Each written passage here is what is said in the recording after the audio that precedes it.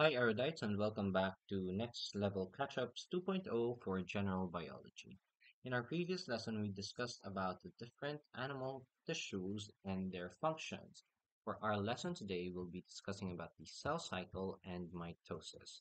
So to begin, we'll be defining the cell cycle. So in the cell cycle, we have different phases: the interphase, the M phase, cytokinesis, and gap zero. So the interface, we have three different stages. So in the interface, lumalaki lang yung cell. It it duplicates everything inside of it in preparation for cell division. So sa interface, we have three stages. We have gap 1, synthesis, and gap 2. So sa gap 1, dito lumalaki yung mismo stage, dumadami yung organelles inside the cytoplasm, and then lumalaki din yung cytoplasm. So it's aside from it growing, the everything happening about the cell still continues.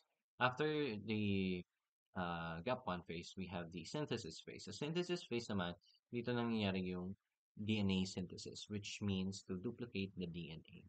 So, essentially, dinuduplicate niya lang, kinokopya niya lang si DNA. So, after ni synthesis phase, ang nangyayari is the gap 2 phase. So, sa gap 2 phase, again, lumalaki pa rin si cell. Ayun nga, lumalaki si cell. Pero an important thing to note is the structures, mga kailangan for cell division ay nag-a-appear na or ginagawa na or lumalabas na. An example of this is the centrioles, yung mga magsisplit ng DNA later on. So, after ng interphase, we have the M phase. So, ang M phase natin siya yung mitosis or meiosis. Dito nangyayari yung mismo cell division. After that, we have what we call, well, not actually after that. So, habang nangyayari si M phase, sa last part ni M phase, mangyayari din si cytokinesis in concurrent. So, sabay siya mangyayari. So, si cytokinesis, siya yung paghahati ng mismong cell para maging from one cell na parang dalawa yung laman, magiging two different cells na isa lang yung laman. So after that, we have the gap zero phase. So the gap zero phase is the reset stage. So siya yung pahingang stage ng mismong cell cycle. So that's pretty much it for the overview of the cell cycle. So between those cell cycles, different points between the cell cycles, we have control points. So what are the control points for? The control points are for to detect any anomalies that may happen habang uh, the cell goes under, and the cell undergoes different stages sa growth, sa duplication, gano'n. So why is it there? Why is it there in the first place? So pag nag-aano yung cell natin, nag-duplicate or lumalaki, may chance na may mangyari, may mga errors, may mga anomalies. So, pag nangyari yun, there's a chance na maging abnormal cell siya. Abnormal cells tend to become cancerous. So, to avoid us getting cancer, cancer cells, our body has different stop points to check kung tama pa ba yung result na nangyari doon. So, yun. So, let's go into the structures inside of a cell, specifically the chromosome. So the chromosome is a tightly packed DNA molecule, so it contains the genetic material of our bodies.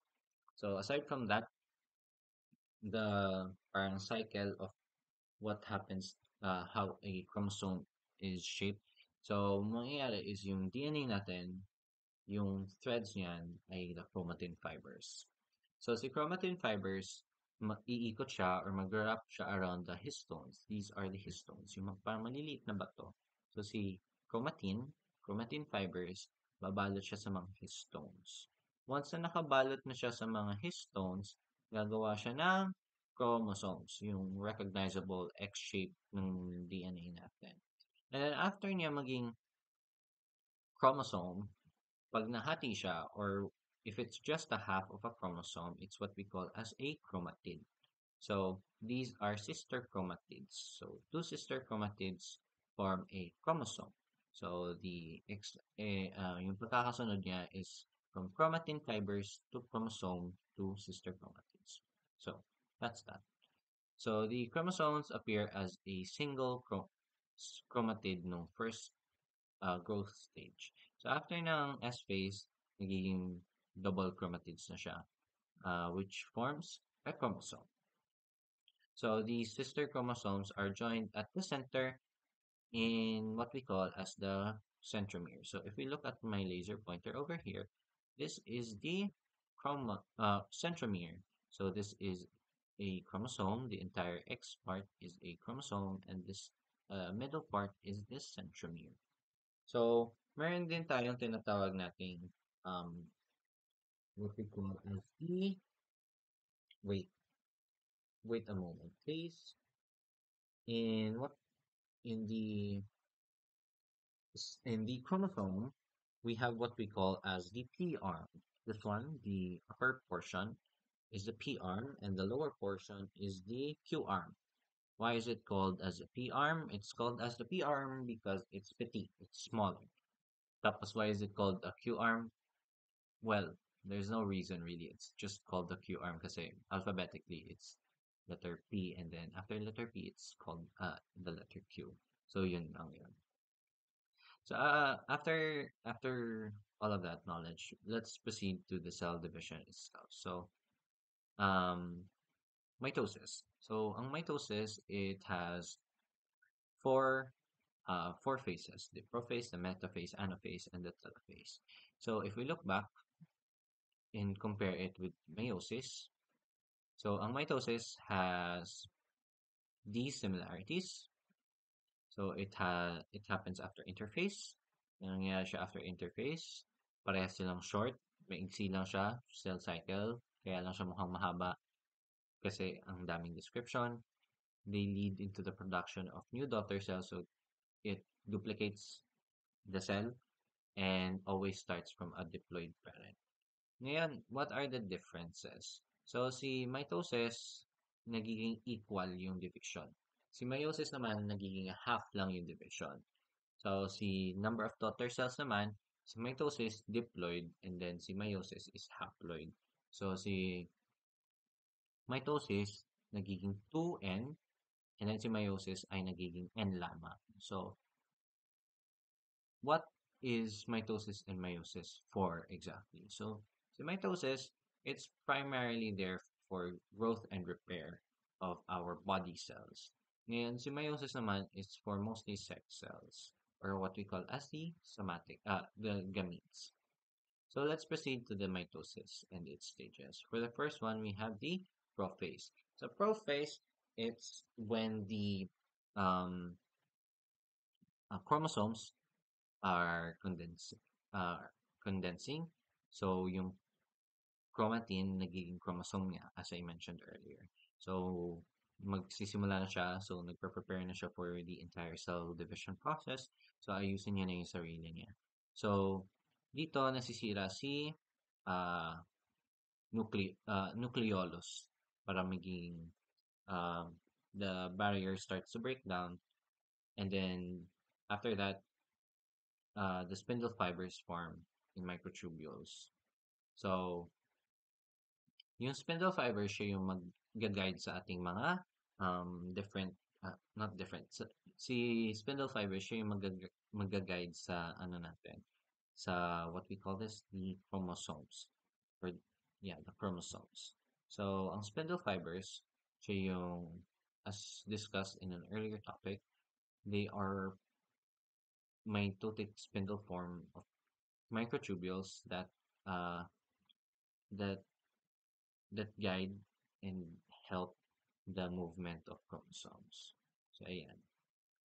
So sa spindle fibers, we have a kinetochore, a mitotic center, aster, and polar microtubule. So, ang kinetochore, siya yung dumidikit sa centromere. Si mitotic center, siya yung mismong gitna. Si aster, siya yung short arms. And then si polar microtubule is yung mahabang arm. Siya yung mahabang arm na siya yung mahabang arm in comparison to aster. The centriole itself is the main what do you call this? The main spindle, the main one that produces the spindle fiber.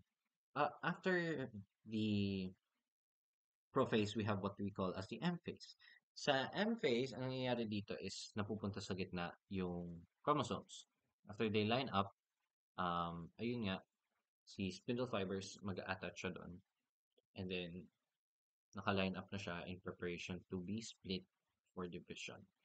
So after that, we have the anaphase. So a key thing to remember is the word anaphase. Sa anaphase, para madaling yung matandaan, it's annulment or away.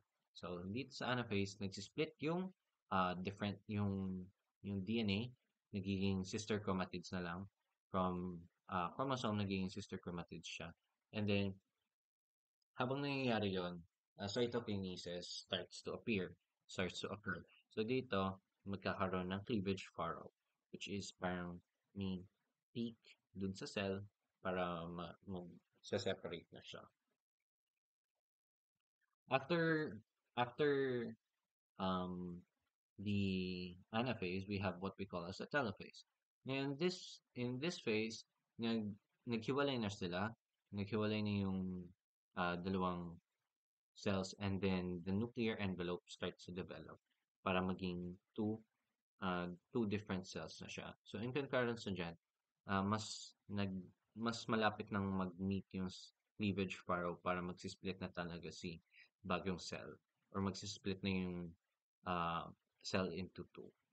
So after that, we have the cytokinesis. So yun nga, after during pa lang ng anaphase, nangyayari na sa cytokinesis. So once cytokinesis is complete, siya yung siya din yung parang sign na tapos na din si M phase or si mitosis. So if we look at cytokinesis more deeply, sa animal cells, nagkakaroon lang ng peak para mag-break off uh, mag-break off into two cells. Si plant cell naman, since may cell wall siya, parang unti-unting nagkakaroon ng bagong cell wall to split off those two cells. So that's primarily it for cell division and the cell cycle in terms of mitosis. Thank you all for watching. I'll catch you in the next lesson.